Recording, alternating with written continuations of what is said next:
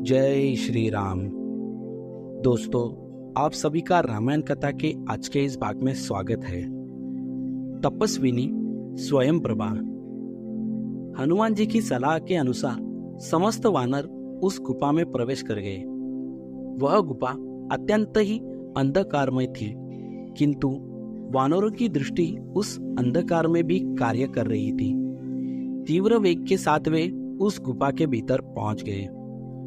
कुछ दूर जाने पर उन्हें पक्कल और काले रंग का मृग चर्म धारण किए हुए एक स्त्री दिखी, जिसका मुख तपस्या के तेज से दमक रहा था। परम बुद्धिमान हनुमान जी उस तपस्विनी के पास जाकर हाथ जोड़कर कहा, देवी, आप कौन हैं? हे देवी, हम लोग भूख, प्यास और थकावट से व्याकुल होकर जल मिलने की आशा से इस गुफा में चले आए हैं। तपस्विनी ने सबसे यह कहा कि तुम सब पहले भोजन ग्रहण कर लो और उन सभी को शुद्ध भोजन, फल मूल आदि दिए। और फिर भोजन से तृप्त हुए वानरों से तपस्विनी ने कहा, वानर श्रेष्ठ, इस दिव्य सुवर्णमय उत्तम भवन को दानव शिरोमणियों के विश्वकर्मा मयासुर ने बनाया है। इस भवन में निवास करते हुए मयासुर का संपर्क हेमा नामक की अप्सरा से हो गया, जिससे क्रुद्ध होकर देवराज इंद्र ने अपने वज्र से मयासुर का वध कर डाला। अब यह स्थान हेमा के ही अधीन है। मैं मेरे स्वारनी की कन्या हूँ और मेरा नाम स्वयं प्रभा है। हेमा मेरी प्रिय सखी है। उसी के द्वारा नियुक्त होकर मैं इस स्थान का संरक्षण करती हूँ। अब तुम लोग बताओ कि तुम लोग किस प्रयोजन से घूम रहे हो?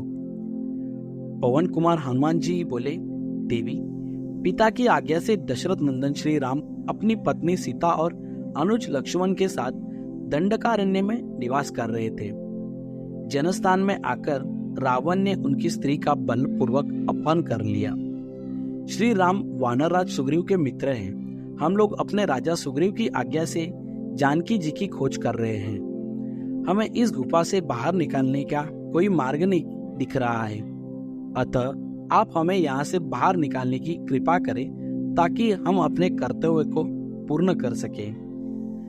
तपस्विनी स्वयं प्रभा ने कहा, श्रेष्ठ वानरों, यद्यपि इस स्थान में आ जाने वाला जीवन भर यहाँ से बाहर नहीं निकल सकता, किंतु मैं अपने तप के प्रभाव से तुम सबको यहाँ से बाहर निकाल दूंगी। तुम सभी अपनी आंखें बंद कर लो। वानरों के आंखें मूंदते ही स्वयं प्रभा ने निमिष मात्र में उन गुफा से बाहर निकालकर कहा, अब तुम अपनी आंखें खोल लो। यह देखो, तुम्हारे समक्ष महासागर लहरा रहा है। तुम्हारा कल्याण हो। इतना कहकर तपस्विनी स्वयं प्रभा अपने स्थान में वापस चली गई। दोस्तों, इसके आगे की कहानी रामायण कथा के अगले भाग में। धन्यवाद। जय श्री राम।